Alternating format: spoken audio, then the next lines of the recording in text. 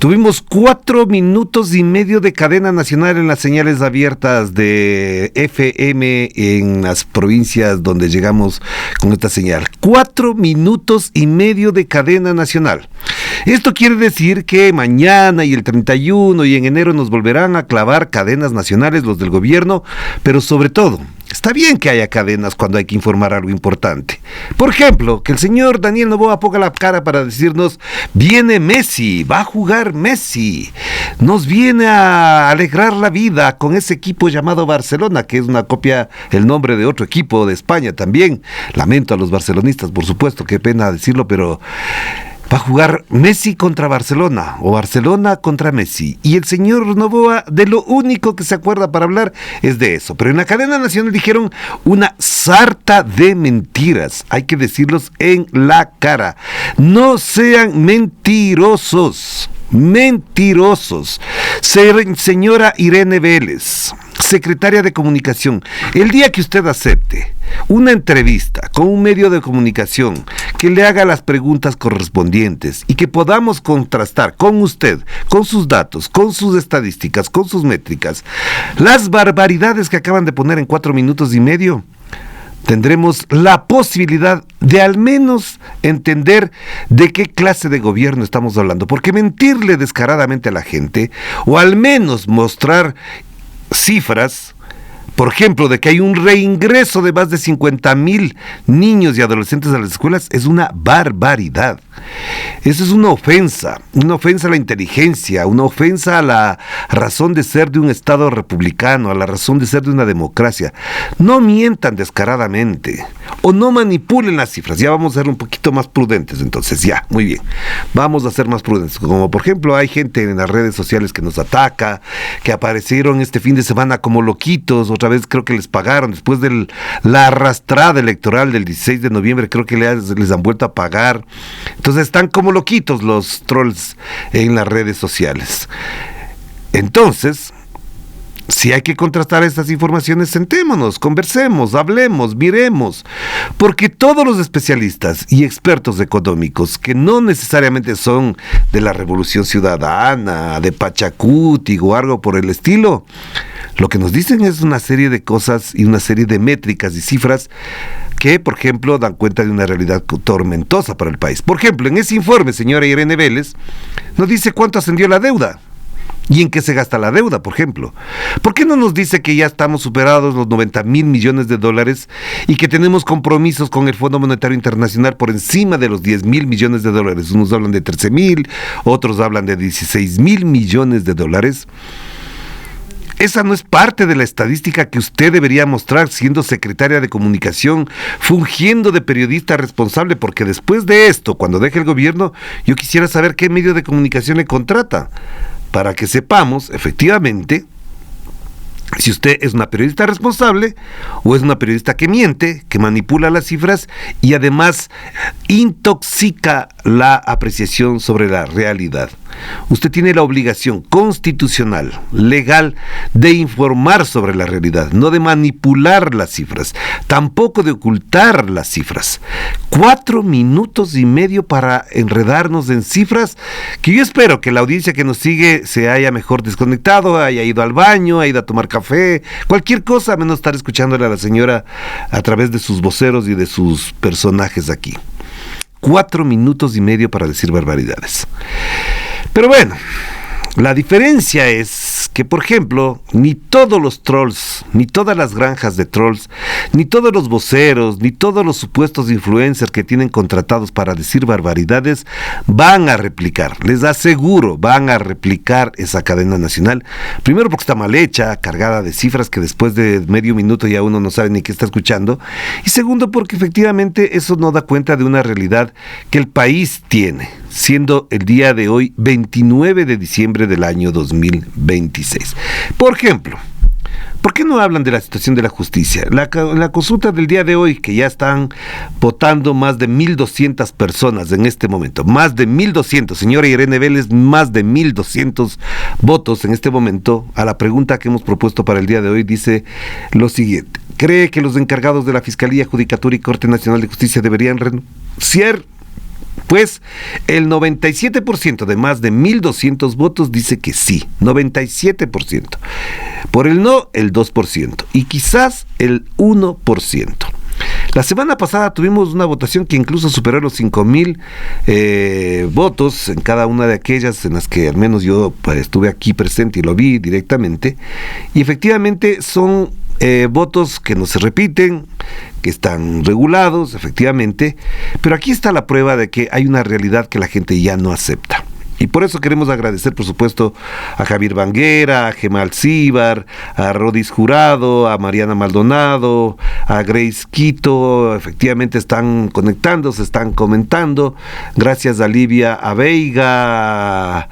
Por acá había un amigo guayaquileño que siempre nos acompaña, que quiero saludar especialmente, por supuesto, que se me va el nombre ahora, que estaba Fernando Banderas, por ejemplo, también, Johnny René Juárez, Vicente Enríquez, Cristina Arios, dice aquí, Virgilio Luna, aquí está Virgilio Luna, qué gusto saludarte, Virgilio, buenos días, dice, solo la verdad nos dará libre, muy bien, dale duro con tu comentario. Pues no hay que ser ni siquiera duro, solamente hay que ser coherente y decir la verdad. Gracias a Virgilio Luna, y también por acá en WhatsApp también hay bastante gente que nos está comentando del tema. Muchísimas gracias por estar conectados. Gracias efectivamente por estar conectados con nosotros, porque ya vamos a comentar lo que pasó este fin de semana y que tiene que ver mucho con lo que estamos comentando.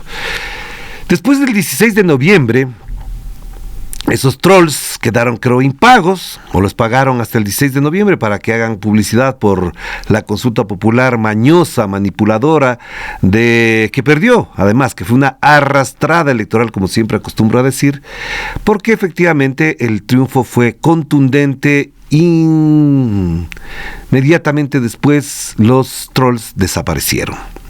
Y entonces uno podría más o menos poner un tuit y no le estaban atacando. Pero desde hace unos días para acá, qué casualidad que coincide con dos acontecimientos muy importantes, activaron a las redes de trolls. ¿Quién maneja esas redes de troll, señora Irene Vélez? No me dirá que usted no sabe nada, no me dirá que el CIES no sabe nada, no me dirá que cierta chequera de un cierto financista no sabe nada, de que esas oficinas en ese edificio en la González Suárez no ha funcionado o que ya desaparecieron. 2 veces he pasado por ahí y les voy a entrar a unos que se fungen de periodistas, entran así presurosos porque si entran atrasados les caen a palos. Si usted me dice que no funciona nada en ese edificio de la González Suárez, pues yo le invito a que vayamos juntos y revisemos, señora Irene Vélez, si esa granja de trolls que ustedes tienen ahí funciona o no funciona, quiénes están ahí, cuántos les pagan, quiénes visitan esas oficinas, etcétera, etcétera, etcétera. Entonces, esos trolls, esas granjas de trolls se activaron por 2 razones de estos últimos días. Uno, porque el 24 de diciembre había una audiencia en el juicio que se le sigue a Aquiles Álvarez, alcalde de Guayaquil. Se activaron, pero como loquitos. Primero para desmentir, por supuesto, después para ofender, tercero para alabar a cierto personaje que no creo que está ahora en el país o ya volvió al Ecuador. No sé si está por aquí. Ojalá esté por aquí y nos esté escuchando, porque los que nos monitorean sí escuchan todo el tiempo y sabemos perfectamente que se activan inmediatamente para denigrarnos, para atacarnos y para estar confundiendo a la gente. Un acontecimiento fue el juicio al señor alcalde de Guayaquil, Aquiles Álvarez. ¿Qué pasó? Pues nada, lo que había dicho yo, les había dicho a los compañeros de aquí de la redacción, no va a pasar absolutamente nada, esto es una barbaridad, esto no va a ocurrir, así que mejor, tranquilos, la audiencia se suspendió para el 31 de enero del año 2006. Gracias por los mensajes, de verdad, muchas gracias a Livia Veiga que está comentando por acá. Y el segundo acontecimiento era la audiencia de habeas corpus, que normalmente en un país democrático, con justicia, con instituciones, con jueces decentes, podría demorar máximo un día. El habeas corpus además es una acción urgente, inmediata. Habeas corpus quiere decir de cuerpo presente, tenemos cuerpo, es decir, que esté presente la persona que reclama este derecho. Pero no, al gobierno con todo su aparataje no le gustó la idea y por supuesto mandó a sus delegados corruptos, mentirosos, ineficientes a decir una cantidad de barbaridades. Pero antes de entrar en el detalle de este caso, lo que sí quiero decir es que se activaron los trolls. Una cantidad inconmensurable de trolls se activaron durante el día 26, 27, 28 de diciembre para denigrar primero a Jorge Glass, segundo para insultar a todo aquel que dijera que Glass debería estar libre. Entonces, tipejos de la talla de este señor, bueno, mejor ni siquiera quiero mencionar su nombre porque dice que le van a caer a puñetes y que él cree que viniendo aquí a la radio va a ser un show. A este señor que ha dicho que pone de sede una disputa a puñetes, dice que la sede sea la radio Pichincha. No le vamos a recibir aquí en la radio Pichincha. Aquí afuera que se maten, que se insulten. Este señor que se denomina suero de la verdad, que vayan allá afuera, que se maten. Pero nosotros no estamos para eso. En fin, personajes como este tipejo y otros tantos más, obviamente, que hicieron atacar, denigrar, decir que ser enfermo no impide ser puesto en libertad. Ya quisiera yo mostrarles la lista larga de personas enfermas con las condenas prácticamente cumplidas que han sido puestas en libertad por un acto humanitario. Jorge Glass debería estar libre no solamente por la salud, sino porque ya cumplió la pena de 8 años, injusta, intoxicada de politiquería, y debería estar libre en su casa. Debería estar en México porque pidió un asilo político, que ahí sí no les importa el debido proceso, como se señalaba en el editorial del día de hoy. Ahí sí no hay debido proceso, ahí sí no cuentan las reglas internacionales, ahí sí no cuentan las instituciones democráticas. Esto, que además la Corte Internacional de la Haya ya debió haber abordado, aprobado y juzgado el secuestro de Jorge Glass y la invasión a una embajada, a una sede diplomática, pues tenía que haberse dado. Pero bueno, los trolls estuvieron muy activos, estuvieron este día viernes, sábado y domingo. Pero solamente quiero, a propósito de esto, ya que se nos pasó el tiempo volando, señalar algunas puntualizaciones que ocurrieron y que por supuesto la mafia mediática, los Vera, los Payares, etcétera, los Rojas, los Alfombras Rojas y demás no lo van a abordar. Aquí sí, sin temor, sin recelo, sin angustiarnos ni titubear a la hora de decir las cosas. Primera cosa que ocurrió en la audiencia de Jorge Glass: un nivel impresionante de coordinación entre las instituciones obligadas a precautelar la salud en el sistema de rehabilitación. Todas las instituciones, Ministerio del Interior, el SNAI, el Ministerio de Salud, inmediatamente se coordinaron, tanto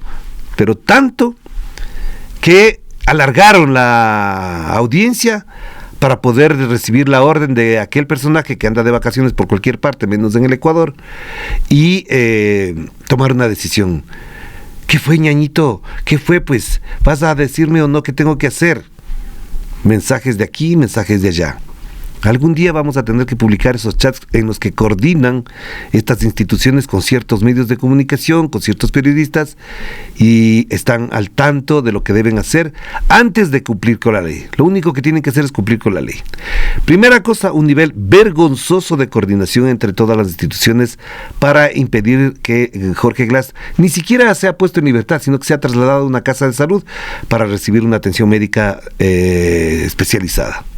Porque dicen que le han dado 500 atenciones. Sí, pero tomar la presión, la temperatura no es una atención especializada ni médica. Eso lo hace cualquiera. Otra, que es grave, porque además del Ministerio de Salud, quien lo dirige ahora es la señora vicepresidenta, que de salud espero que sepa algo. A lo mejor sabe tomar la temperatura de sus hijos, a lo mejor sabe tomar la presión de sus padres, no sé, pero de otras cosas no sabe. Improvisación absoluta por parte del Ministerio de Salud para adecuar una defensa, ojo, entre comillas, en la que incluyeron informes de otro preso. Imagínense ustedes, el Ministerio de Salud hablando de la salud de otro preso para comparar con la de Jorge Glass. Entonces, eso fue una improvisación absoluta, una negligencia que debería ser castigada, pero aquí no va a pasar nada. Ahora bien, también se notó a claridad, pero con absoluta claridad, una autorización del mismo guión por parte de todas las instituciones accionadas con las que reducen la argumentación jurídica a impugnar la vía, es decir, la del habeas corpus, y de desacreditar al único testigo especializado que es el médico internista dispuesto por la CIDH. Este doctor presentó los informes, que ustedes los pueden leer, si pueden poner la pantalla de la página web de la Radio Pichincha, y ahí están detalladas las 18 enfermedades que constan y que él, como especialista, las mencionó, las describió. Entonces, ¿qué pasó? Que el Ministerio de Salud Pública dice que no es cierto, el Ministerio de Interior dice lo mismo, y salen con comunicados absurdos a colocar eso ahí.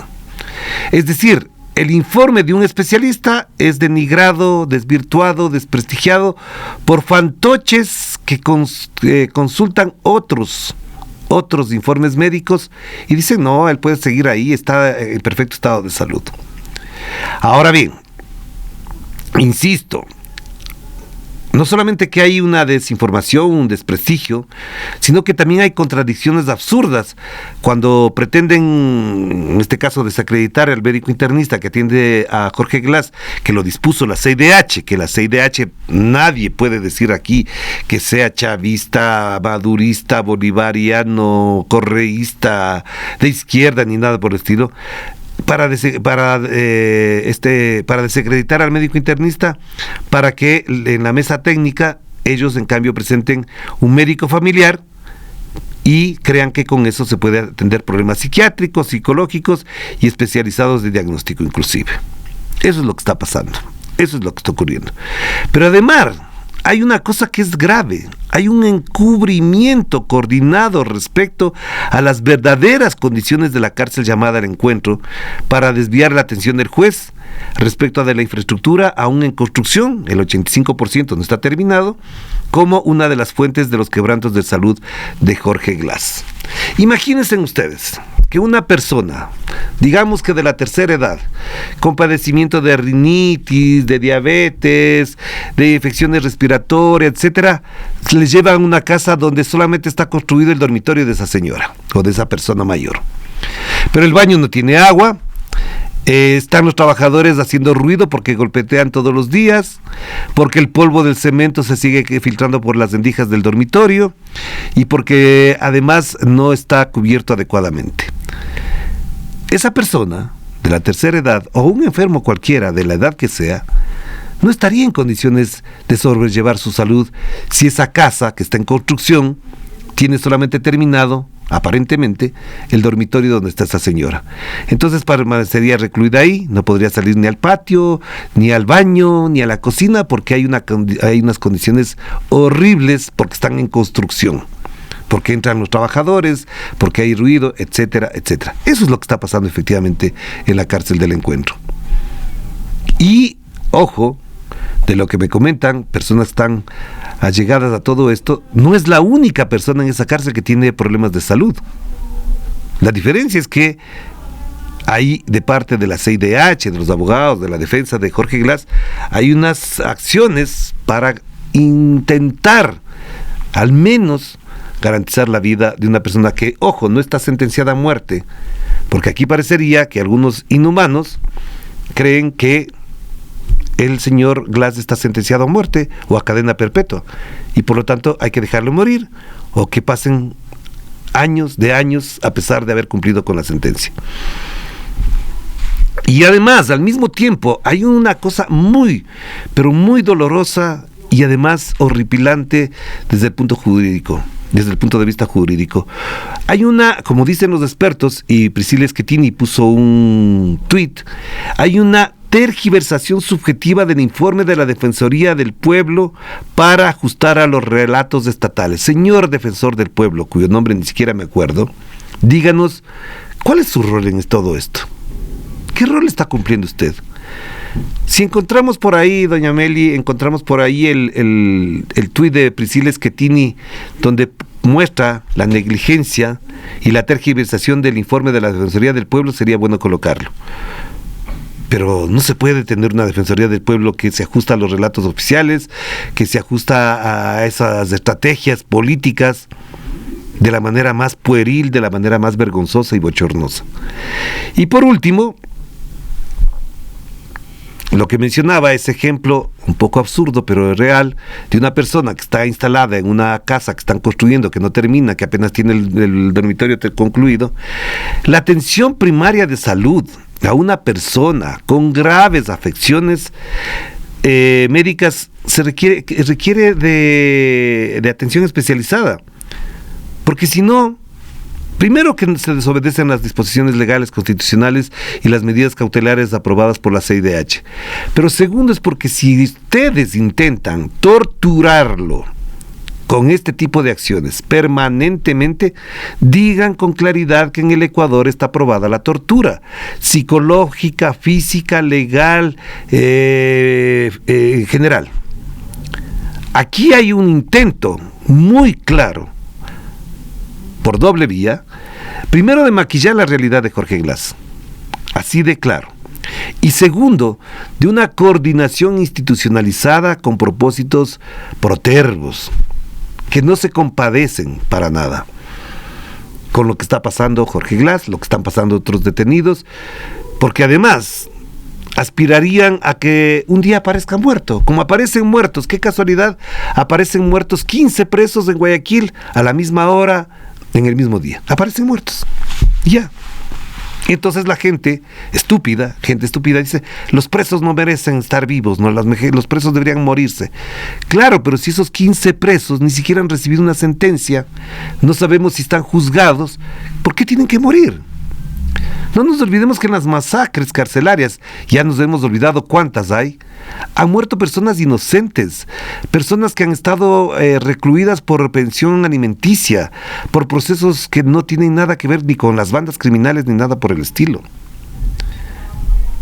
Y en las primeras masacres, la primera que ocurrió, por ejemplo, en La Tacunga, estaba Jorge Glass.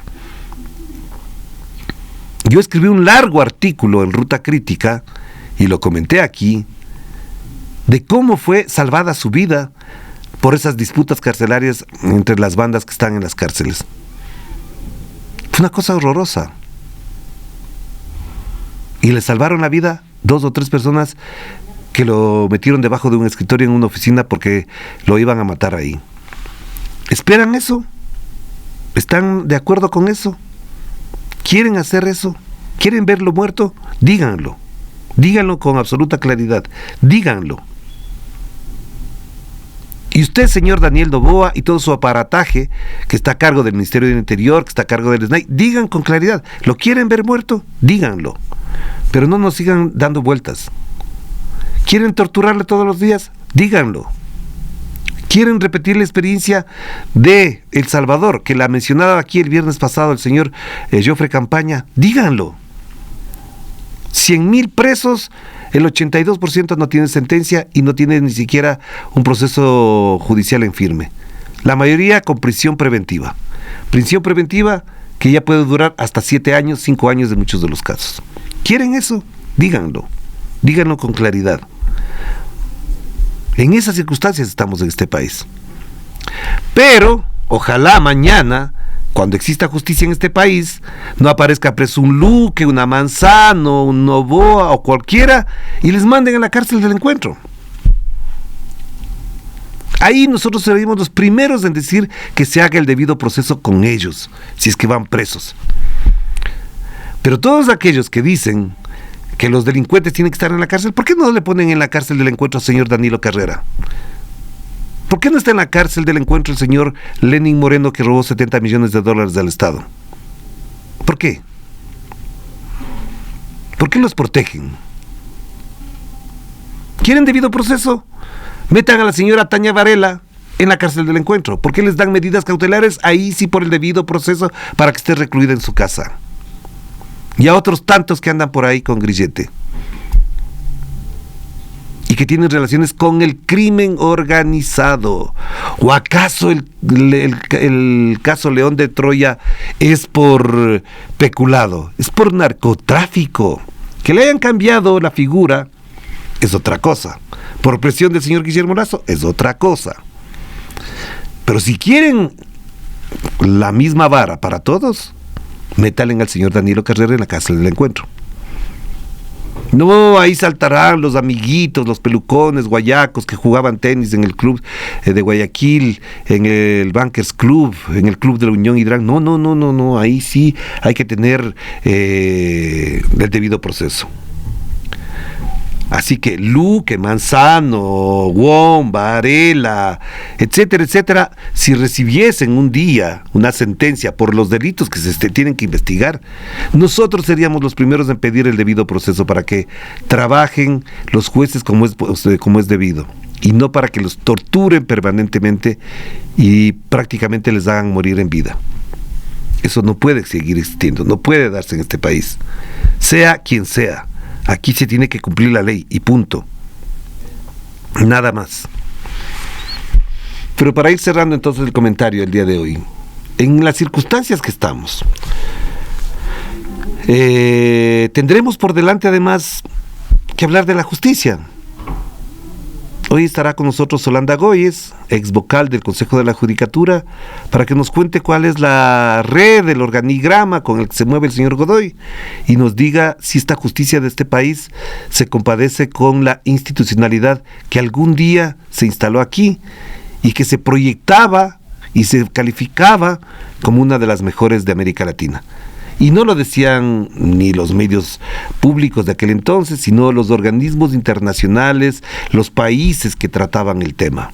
Así era. De hecho, vinieron de Perú, de República Dominicana, de Bolivia, venían a copiar el sistema de gestión judicial, de gestión administrativa y de administración de la justicia ecuatoriana. Porque los parámetros con los que se movía, con los códigos con los que se movía, con las formas en las que se trabajaba, eran efectivamente las que correspondían con un sistema en desarrollo. Pero vino la malhadada consulta del señor Moreno y ya sabemos todo lo que pasó. Se instaló una judicatura sin el procedimiento adecuado. Se cambió a los magistrados de la Corte Nacional de Justicia sin el procedimiento adecuado. Se colocó una fiscal que ya sabemos que sacó 10 sobre 20, ya es redundante decirlo, pero en este país hemos sido administrados la justicia por una señora que sacó 10 sobre 20 en el juicio, en el examen oral. Y se ajustaron las pruebas después para ponerle como la fiscal. ¿Dónde está esta señora? En Argentina. ¿En dónde está el señor Luque Lecaro? Premiada por su inoperancia o por su servilismo. Y ahora tenemos un fiscal que es el subrogante del subrogante. El fiscal Alarcón es el subrogante de Toainga. Toainga es el subrogante de Diana Salazar. Así estamos. Según ellos, muy bien. Súper bien. Bastante bien. La judicatura en manos del señor Godoy, que ya se ha hablado suficientemente. La Corte Nacional de Justicia en manos de las personas que sabemos que en unos casos se aceleran los tiempos, en otros casos se retardan. Porque, por ejemplo, la sentencia de 13 años que recibe Jorge Glass, la demoraron para que él no saliera libre porque estaba a punto de salir en libertad. Y se demoraron, y qué casualidad, el 24 de diciembre notifican la sentencia. 24 de diciembre. Y por eso insistimos en la consulta del día de hoy, que ya lleva más de 2.400 votos. Cree que los encargados, porque son encargados además, no estamos diciendo una cosa rara, los encargados de la Fiscalía, Judicatura y Corte Nacional de Justicia deberían renunciar, al menos renunciar, porque de lo que deberían ir presos algunos de ellos. Por el sí, 98%. Por el no, el 1% y quizás el 1%. Ahí están. 2.444 votos en este momento. Ahí está la realidad. Es la realidad. Usted siga votando, por supuesto. Siga nomás votando en la consulta. Aquí está diciendo un señor, dice, de Juliens, pero ni el abogado de moda en Radio Pichincha, Geoffrey Campaña, dice que la justicia en tiempos de Correa era igual de corrupta, solo que se desarrollaba en lindos edificios. Bueno, ese es un comentario aparte que sí habría que hacerlo porque efectivamente hay discusiones sobre el tema, pero ni Geoffrey Campaña, anticorreísta en su momento, pero a muerte, ha dejado de reconocer que la atención al público, la atención al ciudadano común y corriente fue de la mejor en la época del correísmo en las instalaciones de justicia de este país. Fue de lujo. Pero bueno, ahí estamos. En esas circunstancias estamos. Y para finalizar, por supuesto, en estas fechas, tendremos algunas cosas pendientes, algunas cosas que estamos por dar a conocer. No se pierda usted los especiales de Radio Pichincha, ahí estamos demostrando algunas cosas. Y quería cerrar, antes de que pasemos ya a las entrevistas, lo ocurrido con el chico Farinango en la provincia de Imbabura. Suman 4 los muertos en Imbabura después del paro. Y nosotros habíamos contado de 4 casos de personas que están vivas, evidentemente están vivas, pero muy mal. Y nos faltaba el caso de Farinango porque él se encontraba acá en Quito. Y nosotros no podíamos ingresar. Hicimos las gestiones para ingresar a ver a este chico Farinango, que acaba de fallecer el día de ayer. Los familiares dijeron que no era posible, que estaba en un plano de recuperación, que tenía altibajos, etcétera, etcétera. ¿Ustedes creen que recibieron alguna atención por parte, ahí sí digo, especializada, urgente, expedita, de expertos para salvar la vida de este chico de apellido Farinango? ¿Ustedes creen que ahí hay preocupación?